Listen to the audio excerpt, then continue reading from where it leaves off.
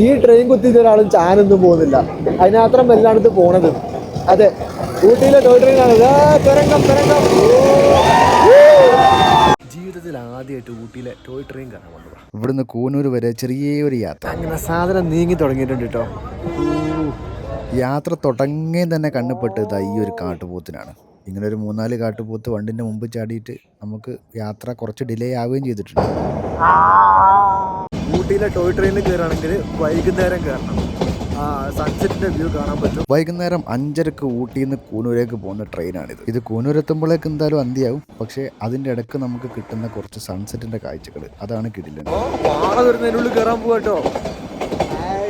ഊട്ടിയിൽ വരുന്ന ആൾക്കാർ ഒരിക്കലും മിസ് ചെയ്യാൻ പാടില്ലാത്തൊരു അടിപൊളി എക്സ്പീരിയൻസ് ആയിരിക്കും ഈ ഊട്ടി ടോയ് ട്രെയിൻ യാത്ര. കാരണം ഇത്രയും കാലത്തിനടുക്ക് പലതവണ ഞാൻ വന്നിട്ടുണ്ടെങ്കിലും ഇതാദ്യമായിട്ടാണ് ഞാൻ ഇതിൽ കയറുന്നത്. ഇത്രയും കാലം എത്ര തവണ ഞാൻ ഊട്ടിയിൽ വന്നിട്ടുണ്ട്, പക്ഷേ ആദ്യമായിട്ട് അത് കയറുന്നത്. ഇത്രയും കാലം ഞാൻ എന്തേ കയറാതിരുന്നത്?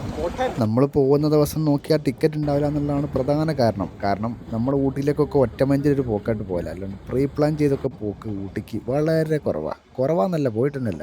ഇതെന്തോ കുതിരത്തിന് ചക്ക വീണ് മുതൽ കത്തുമെന്ന് പറഞ്ഞ മാതിരി ടിക്കറ്റ് കിട്ടിയതാ. കണ്ടോ ഈ ഒരു സൺസെറ്റിൻ്റെ വ്യൂ, ഇതാണ് ഈ യാത്രയുടെ ഏറ്റവും വലിയ ഹൈലൈറ്റ്. അല്ലെങ്കിൽ ഊട്ടിയിലെ സൺറൈസിനും സൺസെറ്റിനും ഒക്കെ പ്രത്യേക ഒരു ഭംഗിയാണ്. ഈ ടോയ് ട്രെയിനിലാകുമ്പോൾ അതിൻ്റെ ഭംഗി ഇച്ചിരി കൂടുകയും ചെയ്യും.